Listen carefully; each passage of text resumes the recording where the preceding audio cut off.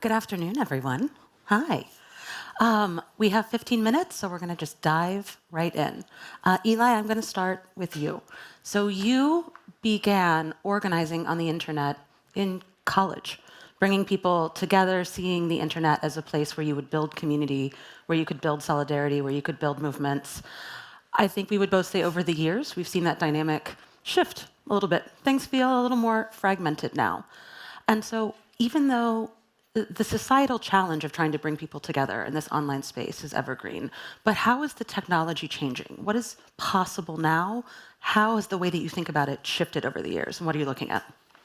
So, hi everybody. I think if you watch the way that the pendulum has swung on the internet, I think we've reached sort of peak single owner, single billionaire dependency. And, there's an article in the New York Times yesterday about how people who got into a beef with Elon Musk on what used to be Twitter suddenly, mysteriously, saw their reach drop catastrophically. And so I think people are getting this, are really starting to understand what it means for the communications mediums that we depend on to ultimately be subject to the whims of what side of the bed a particular person wakes up on in the morning, and to demand something different. And we're seeing that pendulum start to swing back. And so I guess I think if we've lived through this era where we understand that a single owner is a single point of failure, we're starting to move back toward something different. And that's the kind of decentralized ethos that the internet was built on in the first place, which says we don't have to live in a kind of online monarchy. We can build public things. And this is a muscle that societies have had, that American society in particular has had, from the beginning. We're a society that literally had more people working for the postal service than for the military when we kicked off in the 1700s, because we believed that investing in our information structure was core to the ideals that of liberty and of freedom, and that we have to kind of build these things not just in the private realm, but also with a public spirit in them. And so I think we're starting to see more and more efforts that are doing that, whether it's Blue Sky, whether it's what Project Liberty is up to, but real efforts to take those values and embed them in the way that we do technology, because it's not about tech, it's about the way that we structure our tech, and in service of what. And right now it's in service of Silicon Valley, and it's in service of selling surveillance advertising, but we can put it in service of other things. I agree with Eli. So Frank, I was going to turn it over to you. You are, with Project Liberty, famously leading a bid for TikTok. But more importantly than that, you have really come at these questions in terms of questioning the underpinning economic model, questioning the underpinning infrastructure, and what it serves. So for you, what is galvanizing not only the bid for TikTok, but this real push for a different type of model for how we come together? Well, I really do agree with Eli. He used words like liberty and freedom and agency and who has the control and so forth. So I think it made the point that, and this is the ultimate irony, the internet was created to create a decentralized communication system because we had a highly centralized one that was vulnerable to attack from an adversary. And so this beautiful technology has been co-opted, become highly centralized again, and we need to re-decentralize it. And that means put people in charge of their data. Our data in this day and age is our personhood. It's everything about us, and we should own ourselves. So our identity, our data, our relationships, our presence, our social graph, right? Our personal information. It's like it's ours. It's who we are. We should permission its use as opposed to being surveilled. We should benefit economically from its use, and we should have an intention economy, not an attention economy, and so on and so forth. So we are on the cusp, and I really appreciate Eli saying this, that we're at a moment, an inflection point.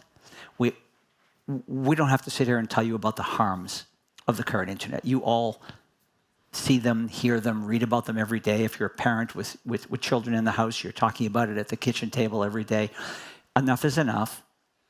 We need to reclaim what's ours and just bend this technology to work for people and to be human-centric, as opposed to bending our entire political ideology to become less about people and become more centralized and autocratic. So it seems we're at that point, but happily, there is technology that many of us have been working on now for many, many years that's ready to, for this moment and to empower people. And and in the age of artificial intelligence and the rise of AI, the data harvesting economy is only going to flourish. So I also feel like we have a relatively limited window in which to exert that agency. So Eli, I want to turn it back over to you because you historically come from an organizing background, and you are sitting in a room full of people whose careers have been defined by leadership, by making bold choices. And what struck me over a quarter century of working in these issues is how often when it comes to tech, people check out. They're just like, oh, that's not my thing.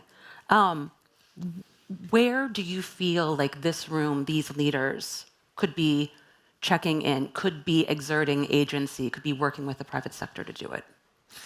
Yeah, well, I understand why it's easy to look at the tech landscape and just kind of feel this despair and dread. And I say that as like a parent of kids who are 10 and 7 and who are going to very quickly be growing up into it. And that's a scary prospect. And what I want to say to everyone here is like, it does not have to be this way. The internet that we have was a consequence of a set of choices where we decided to structure our public realm solely through the lens of what Silicon Valley venture capital will support. And that leaves some really big things out when you're just running for scale and when you're just running for what the advertising markets want. And so one of the things at New Public that we've been seeing is there's been this shift, partly a reaction to kind of the toxicity of the big open platforms, to kind of these smaller groups. And the key to the smaller groups, when we do our research, and there's some great research on our website at New Public, when we look at like what makes a healthy small group. I was talking to someone earlier in the room upstairs about kind of, is there any hope for holding norms, for holding people together in the internet right now? And I was saying, you can look at these little groups, and there are some that work really well. What's the key? The key is there are people who are empowered to help lead people together toward a healthy way of relating. And our current tech platforms, because they've run so hard for scale, they make it really hard to do that. But there are these people, what we call stewards, that when they're empowered and when they have the tools that they need, can do just kind of amazing things in bringing people together across difference. So what I would say is, we kind of need to do two things. One is we need to empower the stewards with better technology. We need to make it possible for people to kind of hold people together in a more powerful way. And that's not something that the existing tech giants are doing, but it's something that's absolutely tractable and doable, and bring people back into the equation rather than just depending on, kind of algorithms and scale alone. But the second piece is like everyone in this room can be a steward, be a person who is holding that space. And that really matters. That's like the lifeblood of civil society, is individual people taking a little pocket and starting to make it better. And so if we give those people better tools, and we kind of have this movement of stewardship online, I think we can really start to turn the tide, and we can kind of bring back the kind of internet that that allows for things, and the kinds of things that we care about. And I'll just say also, I think that's incredibly critical if we care about economic mobility. One of the places that we're most focused is in these little local community groups. So nowadays, as newspapers go away, local online groups are becoming kind of like the de facto watering hole. They're often incredibly toxic, but sometimes when they're good stewards, they can be really good. And to me, this is like such a critical prism, not just for how people experience community life, but also how people experience economic mobility, because we know that the kind of cross-class relationships with people who live near you, says Raj Shetty, are some of the key vectors for people to actually kind of find new opportunity. So I think there's a lot of infrastructure that we can support that really drives a whole bunch of our goals in the right direction if we do it right.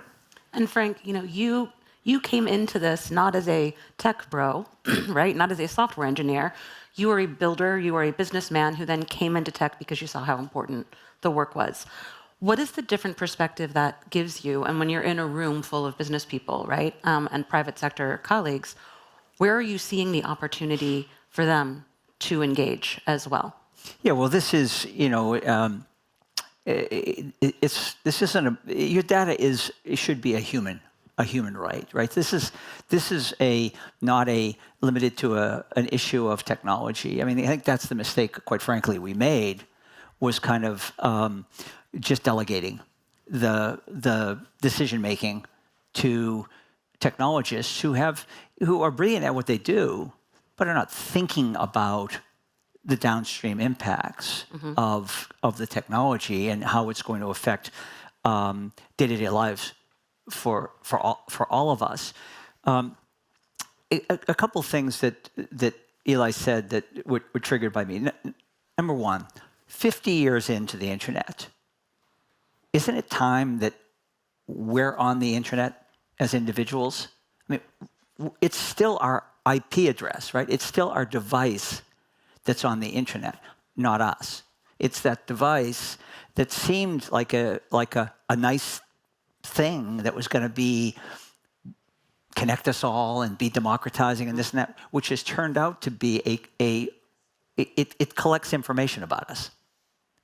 And we need to be in control of ourselves, our identity, our data, our social graph, our personal information, call it what you will, on the internet, and permission its use and know what's happening with it and be able to rescind that permission. We need to be, it's about sovereignty. Who's in control? The second point related to that is, we're hearing a lot about AI agents and, agentics and what's happening. And these AI agents are going to be awesome. They're going to take care of everything. Your lives are going to be great. Don't worry. Trust it. It's going to work, right? It's this. Don't be fooled. It's the same technology, but a more powerful version, right? It's still extractive and manipulative. I come from the sports world as well. And when you think of agents, you think of individuals representing the interests of another person, right? That's what an agent does. It optimizes for you, for me. Imagine if agents in sports, at Major League Baseball, the NFL, the agent worked for Major League Baseball, representing the players, or worked for the NFL, representing a player. It would be a farce, right? The agent works for the individual to optimize for that individual. It's a misappropriation of a term. These are not agents for individuals. This is just another tool for big tech and a more powerful version of it. The tech is awesome. AI will be awesome, but we need agents that actually work for us, are controlled by us, where we are the ones who are giving them the instructions. It's not trust us, it's going to be awesome, your life is going to be great, right? We're well beyond that point. So moving from agentic to agency, who in this room would like to get on the net and feel an actual sense of agency? Who here? Many of us, right? Exactly. And so I think that's a really wonderful way to conclude. We are at the Center for Inclusive Growth, the Inclusive Growth Summit. This is a space that is only going to grow. Use of data is only going to grow. Use of digital platforms is only going to grow. AI is probably only going to grow. Let's make sure that everyone who raised their hand is included in that growth. And let's be including our human agency, our human values, our democratic values, and our personal rights in that, and not just the rights of a select few. May I say one last thing? Sure. Your data is enormously valuable. Yep. These companies have unprecedented wealth. If you just took half the value of these companies and distributed that wealth to you all, to us all, the creators of the data that's creating the wealth, the companies would still be the wealthiest companies in the history of mankind. But it's our data that is driving this entire ecosystem. We need to own ourselves. You should own you. And with that, I think we'll close. Your data is yourself. Thank you so much. Have a great day.